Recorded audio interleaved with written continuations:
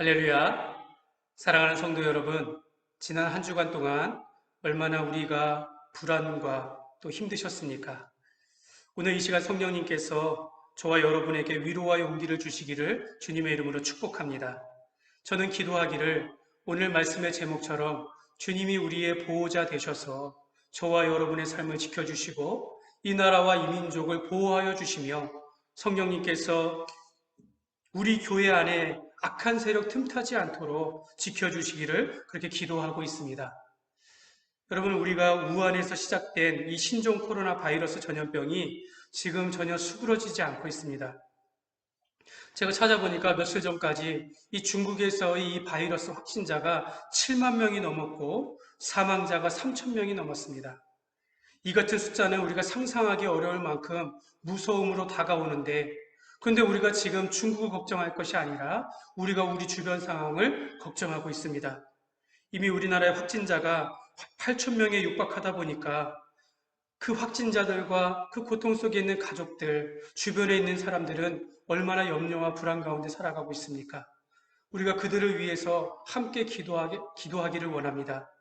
또한 우리 기독교인들조차도 이런 불안과 염려를 넘어서 공포가 우리 가운데 있을 수 있고, 그것으로 인해서 지금 실제로 많은 사람들이 그런 심한 스트레스를 받지 않고 있나 이렇게 생각을 하게 됩니다. 그런데 우리 안에 이런 코로나와 상관없는 여전한 또 다른 염려와 불안도 있습니다. 그것은 우리가 지난 3주 전에 예배를 축소하였고, 또 최근 2주 동안 주일 예배뿐만 아니라 모든 사역을 중단하였습니다.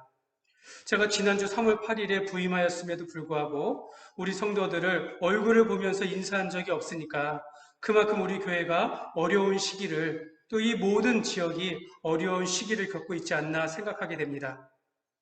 우리가 말하기를, 목사님, 우리 흩어져서 예배하면 되지 않습니까?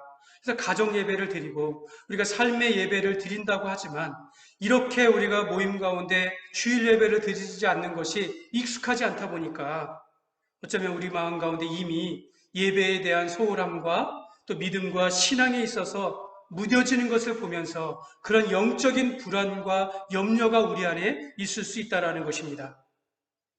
우리가 이렇게까지 조심하면서 예배를 축소하면서 중단하면서까지 조심하는 것은 이 문제가 전염병의 문제이기 때문입니다. 전염병의 무서움은 사실 눈에 보이지 않게 전파되기 때문입니다. 또 이 전염병은 언제 끝날지 모릅니다. 오늘 본문에 동일한 상황이 나옵니다. 3절에 보면 심한 전염병이다 이렇게 말해요. 이게 치명적인 전염병이면 정말 사람들의 공포는 극에 달할 수 있습니다. 5절에 보면 이것은 밤에 찾아오는 공포와 같고, 6절에 보면 어두울 때 퍼지는 전염병과 밝을 때 닥쳐오는 재앙과 다를 것이 없다라고 그렇게 말씀하고 있습니다. 그러니까 오늘 우리는 이 시편 91편의 말씀의 배경과 동일한 어려운 상황을 경험하면서 이 말씀을 보기 때문에 사실 더 와닿고 있습니다. 그래서 우리가 신종 코로나19의 이 전염병이 오늘 이 시편의 말씀, 시편 9일, 그러니까 19의 반대 아닙니까? 시편 91편의 말씀이 를 통해서 이 재앙들이 물러가고 하나님께서 우리에게 구원을 베푸신다라고 그렇게 말씀하는 분들도 있습니다. 오늘 이 시편 91편과 동일한 배경 속에서 살아가는 우리가 오늘 말씀을 통해서 하나님은 여전한 우리의 보호자 되심을 기억하면서 주님의 위로와 용기를 받아서 믿음 안에서 사시기를 주님의 이름으로 축복합니다. 사랑하는 여러분, 오늘 이 시편 91편을 의 저자는 어떤 분은 모세일 것이라 얘기하고, 또 어떤 분은 다윗의 노래이다 이렇게 표현하기도 하는데, 그러나 어떤 것도 정확하지는 않은 것 같습니다. 분명한 것은 오늘 이 시편의 시인 저자의 상황이, 이 시인은 전쟁을 경험했다는 것입니다. 그리고 평생에 걸쳐서 어려운 일들을 많이 겪은 그런 저자라는 것입니다. 이렇게 힘들고 위험한 전쟁의 상황을 경험한 사람이라면 여러분, 두 가지 고민을 하게 돼요. 첫 번째는, 이 고통은 언제 끝날 것인가? 두 번째는, 이 고통과 고난 중에 하나님은 어디 계시는가? 하나님, 왜 이 고통 가운데 하나님은 왜 가만히 계십니까? 이렇게 고민을 하게 된다는 것입니다. 이것이 보통 사람들이 하는 생각이에요. 이 코로나 사태를 겪으면서 이것이 언제 끝날 것인가? 하나님 왜 가만히 계십니까? 하나님 우리를 도와주십시오. 이렇게 기도하는 것이 대부분인데, 그런데 오늘 시인은 정반대의 고백을 하고 있습니다. 2절에 보면 이렇게 고백합니다. 우리말 성경에 이렇게 말합니다. 내가 여호와를 내 피난처시요 내 요새시며 내가 의지하는 하나님이라고 말하리라. 여러분, 어떤 사람은 자기의 믿음을 의심하는 데 사용합니다. 자기의 믿음을 세상을 비난하는 데 사용하는데, 오늘 이 시편의 저자는 그 전쟁과 같은 위험 속에서도 더욱더 적극적으로 하나님은 내 피난처시요 내 요새시요 내가 의지하는 하나님이십니다. 이렇게 고백하고 있습니다. 저와 여러분들이 이렇게 적극적인 신앙의 고백이 있기를 주님의 이름으로 부탁을 드립니다. 여러분, 하나님은 내 피난처시요. 이 피난처라는 말을 우리는 일상 속에서 사실 잘 사용하지 않습니다. 여러분, 피난처는요, 그 재난을 피하는 장소입니다. 그러니까 이 피난처라는 것은 대피소이고 보호장소이며 안전지대입니다. 전염병과 전쟁과 목숨이 위태로울 때 우리가 피할 수 있는 장소가 피난처요, 대피소라는 것이에요. 그리고 이 피난의 어려운 상황이 끝나면 대피소에서 다시 일상으로 돌아오는 것이 바로 피난처입니다. 그리고 또 내 요새이시며, 여러분, 요새라는 것은 적군들이 접근하기 어렵고 그 다음에 있던 군사적인 무기의 공격으로부터 방어할 수 있는 안전한 기지를 의미하는 것이에요.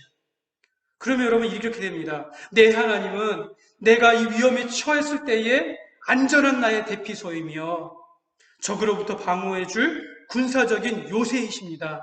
내가 의지하는 하나님이십니다. 시인은 이것을 너무나도 분명하게 고백하고 있습니다.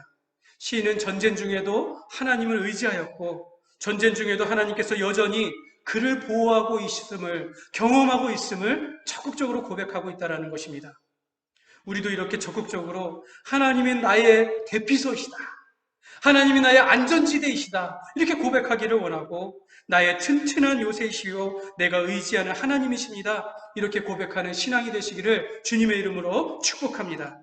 특별히 이 시인은 하나님이 어떤 상황 속에서 자신을 지켜주셨는지 3절부터 7절까지 잘 나타나 있습니다. 그러니까 시인이 경험했던 그 위험한 순간들마다 하나님께서 나를 건져주셨음을 말씀하고 있는데요. 3절에 보면 새 사냥꾼에서의 올무의 위험으로부터 자신을 건져주었다고 합니다. 여러분, 한번 올무에 걸리면 어떤 사람이 의도를 가지고 저 사람을 덫에 걸리기 위해서 생긴 그 올무를 설치하면 사실 피할 길 없어요. 그런데 하나님께서 그 올무로부터 건져주셨다라고 말씀하고 있습니다. 사탄이 우리를 넘어지게 하려고 하는 그런 속임수나 기만이나 거짓말 같은 것들, 그런 곳에서 하나님께서 우리를 지켜주실 수 있다는 것이죠. 또 심한 전염병들, 보이지 않는 이 싸움 가운데서 하나님은 우리를 지켜주신다라고 말씀하고 있습니다. 5절에 보면 시인은 밤마다 찾아오는 공포에 맞섰고 낮에 날아오는 전쟁의 화살을 피해야 했는데, 6절에 어두울 때 찾아오는 전염병, 밝을 때 찾아오는 그 재앙들, 1000명이 이쪽에서 넘어지고 10,000명이 저쪽에서 넘어지는 상황 속에서 하나님께서 그 모든 상황 속에서 우리를 지켜주고 계시다고 그렇게 고백을 하고 있습니다. 하나님이 그의 날개 그늘 안에서 지켜주시고 이 같은 재앙이 그를 가까이 하지 못하게 하셨다라고 그렇게 신앙의 고백을 하고 있습니다. 그래서 1절에 이 시인은 이렇게 고백합니다. 지존자의 은밀한 곳에 거주하며 전능자의 그늘 아래 사는 자요. 그러니까 그 사람은 안전하다는 것이에요. 그래서 칼빈은 하나님께서 우리를 보호해 주심에 대해서 암탉이 그의 병아리를 날개 속에 품는 것과 같은 지극한 애정의 보호하심이다, 이렇게 말했습니다. 암탉은요, 자기 새끼를 그 품 안에 품으면서 추위 속에서 더위 속에서 지켜주시고 또 그 어떤 위험으로부터 그 새끼 병아리를 지켜주고 있다는 것입니다.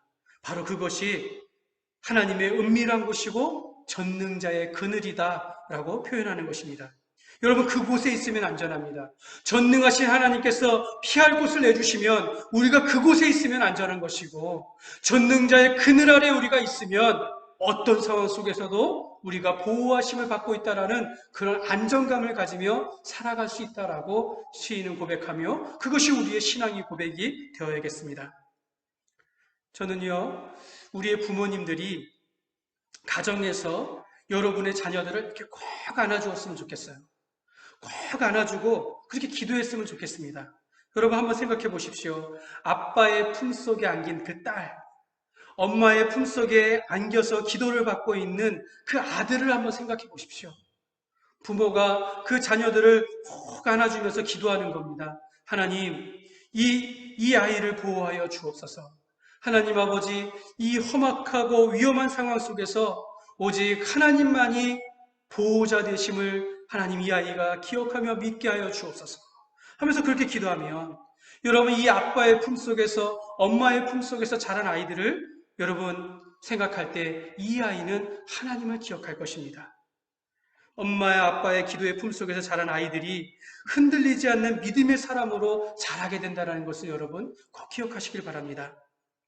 이 시간 저는 여러분에게 한 선교사를 소개하기를 원합니다. 언제부턴가 이 시편 91편 하면 이 선교사의 이야기가 나옵니다. 바로 이 선교사는 짐 엘리엇이라는 선교사입니다. 짐 엘리엇은 그 남미의 그 페루와 콜롬비아 사이에 있는 에콰도르 그 선교사였습니다. 그는 미국의 유명한 휘튼 대학을 나오고 수년 동안 6년이 넘는 동안 기도로 준비했습니다. 철저하게 기도하면서 이제 때가 되어서 자기 동료 4명과 함께 그러니까 총 5명이 경비행기를 타고선 그 밀림 숲속으로 타고 가서 그 에콰도르 아우카 인도인들이 사는 숲에 도착하였습니다. 그런데 거기서 도착하면서 약 5일째 될 때에 그 자리에서 인디언들이 나타나서 창을 들고 나온 인디언들에 의해서 전부가 살해를 당했습니다. 살해를 당한 선교사님들의 품속에는 사실 그들을 방어할 보호용 총이 있었는데 그들을 발견했을 때는 이 총을 사용하지 않았던 것입니다. 그리고 사용하지 않은 채로 그대로 죽음을 택했다고 합니다. 그들은 대항하지 않았고 그렇지만 한 영혼도 구원하지 못하였으며 그리고 마지막 죽을 때 이 짐 엘리엇은 나는 당신의 친구입니다. 이 말을 남긴 채 모두가 다 죽었다고 합니다. 이 일로 인해서 미국 선교부는요, 야, 이것이 얼마나 큰 낭비인가. What a waste 하면서 젊고 능력 있는 이 선교사들이 다 죽었다라고 이렇게 한탄하였는데 그런데 이 짐 엘리엇의 아내 엘리자베스가 이런 말을 했습니다. 그것은 낭비가 아닙니다. 내 남편은 어렸을 때부터 이 순간을 준비하였던 사람입니다. 여러분 이것이 낭비라고 생각하지 마십시오. 그는 꿈을 이루었습니다. 이렇게 대답했습니다. 그리고 그 죽임을 당한 선교사들의 아내들은 남편들이 못다한 일들을 완수해야 한다면서 그 인디언들 부족에게 다시 들어가였고 사랑과 헌신의 사역을 하였다고 합니다. 약 5년이 지났을 때에 엘리엇을 죽였던 원주민이 이렇게 물어보는 겁니다. 왜 이런 일을 하십니까? 물었더니 이 엘리자베스는 그제서야 얘기합니다. 저는 5년 전 당신이 죽인 그 선교사의 아내입니다. 우리는 지금 그가 하지 못한 일을 하기 위해서 왔습니다. 그 인디언이 그것이 무엇입니까? 그때서야 예수 그리스도의 복음을 증거하면서 모든 복음을 들은 모든 원주민이 예수님을 믿게 되었고 그로부터 10년 후에 이 선교사들을 죽였던 인디언들은 그 민족의 장로들이 되었고 짐 엘리엇을 죽였던 그 인디안은 거기에 목사님이 되셨다고 합니다. 그래서 훗날 빌리그리암 목사님의 집회 가운데 이 사람이 간증을 하였다라고 합니다. 제가 왜 이 말씀을 드리냐면 이 엘리엇 선교사의 아내 엘리자베스가 이 순교를 당하기 이전에 썼던 남편의 일기와 기도문들을 기록한 책이 바로 전능자의 그늘이다라는 것입니다. 여러분 그런데요.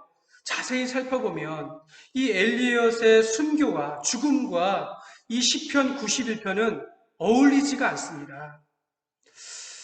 엘리엇은 죽음으로 인해서 하나님의 보호를 받지 못했는데 순교하였는데 왜 전능자의 그늘이라고 할 수 있을까? 하나님의 보호를 받았다고 할 수 있을까요? 또 의문이 드는 것은 아니 하나님의 날개 보호 아래 있는데도 죽는다라는 것, 이게 의문이 되는 것입니다. 그래서요, 짐 엘리엇의 순교로 인해서 그럼에도 불구하고 우리가 이렇게 적용할 수밖에 없는 거예요. 그럼에도 불구하고 전능자 그늘 아래서 하나님의 보호를 받았다고 하여 우리는 생각하는 것 이상의 더 큰 영적인 교훈이 있다는 것을 우리가 발견하게 되는 것입니다. 사랑하는 여러분 성도라 하더라도 주님과 동행하는 삶에도 여러분 광풍은 몰려온다라는 것을 우리가 알고 있습니다. 여러분 그 폭풍 가운데서도 우리가 흔들리지 아니하는 주님을 믿고 주님과 함께하는 것이 하나님께서 원하신다라는 것을 우리가 알고 있습니다. 여러분 우리는 단지 1차원적으로 하나님 이 같은 전염병과 전쟁과 지혜 속에서 하나님께서 우리를 보호해 주시는구나, 하나님은 우리의 대피소시구나, 하나님은 우리의 안전지대구나 라고 생각하겠지만 이 짐 엘리엇의 순교를 보면서 그 원주민 가운데 그의 죽음으로 인해서 그 인디언들에게 복음이 들어가고 복음의 문이 활짝 열리는 것을 보면서 전능자의 그늘이란, 우리가 아버지의 날개 아래 그늘 아래 산다라는 것은 죽음의 순간까지도 주님께서 우리와 함께 하시고 보호하여 주신다라는 것을 의미하는 것입니다. 그러니까요, 우리의 죽음이 하나님 안에서 결코 헛되지 않다라는 것을 말씀하고 있습니다. 마가복음 13장에는 우리의 인생을 이 땅에서 미움받는 인생이라 이렇게 말하고 있습니다. 말세에 전쟁과 기근과 환란이 있는 것이 전부가 아니라서 우리가 교회가 이 세상으로부터 미움을 받는 것, 이것도 말세의 징조라고 말씀하고 있어요. 그래서 마가복음 13장 13절에 보면 또 너희가 내 이름으로 말미암아 모든 사람에게 미움을 받을 것이나 끝까지 견디는 자는 구원을 받으리라. 여러분 우리가 인생 가운데 마지막까지 신앙을 지키고 마지막까지 주님을 의지하는 것, 이것이 얼마나 쉬운 일이 아니라는 것, 어렵다는 것을 우리가 알게 됩니다. 짐 엘리엇의 죽음은 결국 시편 91편, 오늘 이 시인이 경험하였던 3절과 8절 사이의 모든 재앙이 사실은 아무것도 아니었다라는 것입니다. 짐 엘리엇은 그 재앙에 피하는 것을 당한 것이 아니라 재앙으로 인하여 죽음을 택했다라는 것입니다. 오히려 그 같은 재앙 속에서 고난을 당하여 죽는다 하더라도 주님은 여전히 그를 보호하고 있음을 보여주고 있습니다. 사랑하는 여러분, 11절 보시기를 바랍니다. 11절에 보면 그가 너를 위하여 그가 천사들을 명령하사 내 모든 길에서 너를 지키게 하심이라. 그들의 손으로 너를 붙들어 발이 돌에 부딪히지 아니하게 하시리라. 여러분 이것이 얼마나 큰 힘이요 위로의 말씀입니까? 하나님의 천사들을 통하여 우리가 땅에 발이 부딪히지 않게 도와주신다라고 얘기해요. 그런데 여러분 이 말씀을 거부하신 분이 계십니다. 바로 예수님이십니다. 예수님이 40일 동안 금식하고 마치셨을 때에 이 마귀가 예수님을 데리고 거룩한 성정 꼭대기에 올라가서 내가 여기서 뛰어내리라, 그러면서 이 말씀을 인용한 것입니다. 그러면 하나님께서 천사들을 보내서 네가 발이 땅에 닿지 않도록 받쳐주지 않을 거냐, 살려주지 않을 것이냐, 뛰어내리라 하였을 때에 예수님은 이 말씀을 거부하셨습니다. 주 너희 하나님을 시험하지 말라. 예수님은 죽음을 피하지 아니하고 오직 하나님의 뜻을 쫓아서 십자가에 못 박혀 죽으셨습니다.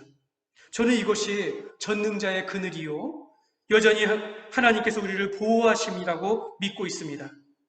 엘리엇 선교사가 기꺼이 순교했던 것은 죽음조차도 하나님과 사람을 갈라놓지 못하며 그를 천국으로 인도하시면서 여전히, 그러니까 죽음이 헛되지 않고 죽기까지 하나님께서는 그의 보호자였음을 말씀하고 있는 것입니다.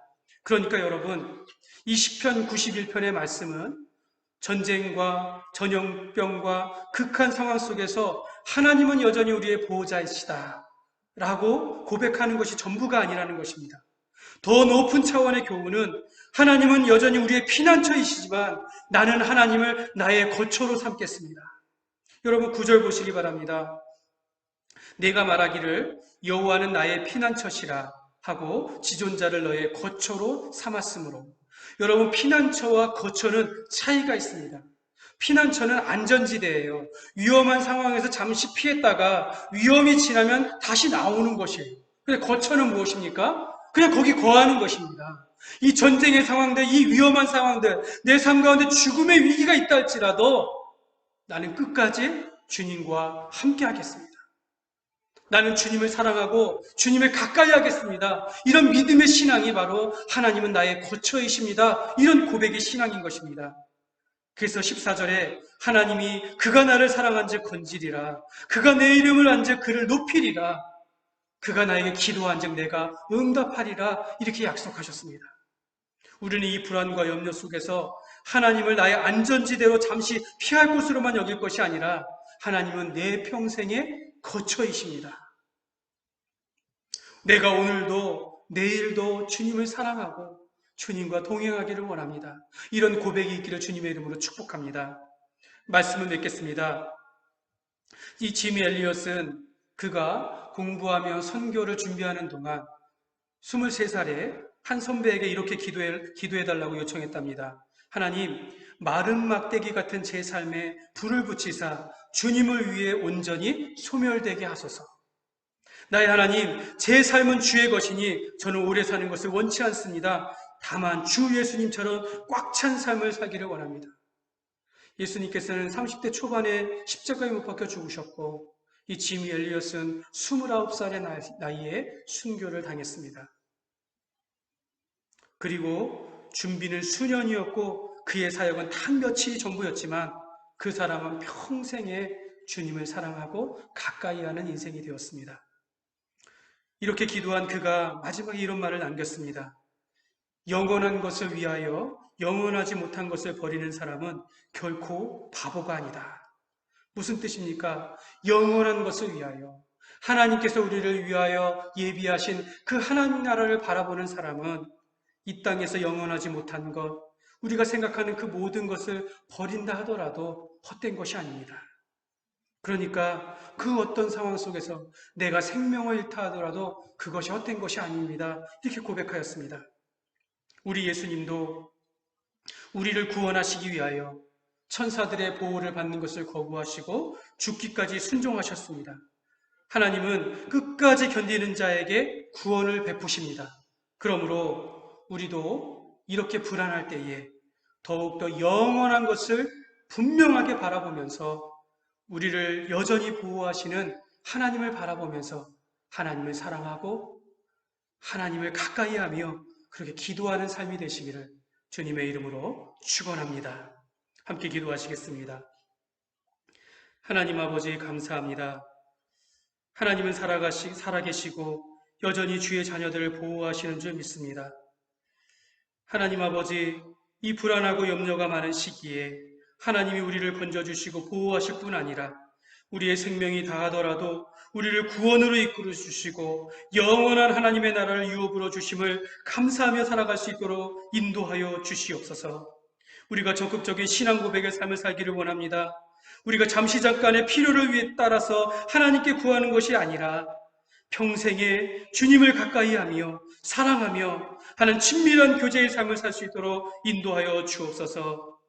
우리의 자녀들이 아빠와 엄마의 품 안의 기도를 기억하게 하여 주옵소서. 온 성도들이 이 교회를 통해서 받은 말씀과 기도와 교제를 통하여 전능자의 그늘을 기억하게 하여 주옵소서. 영원한 것을 위하여 이 땅에 영원하지 않은 것을 포기하는 것이 결코 헛된 것이 아님을 고백하면서 주의 나라와 주의 복음을 위하여 살아가는 인생이 되게 하여 주옵소서.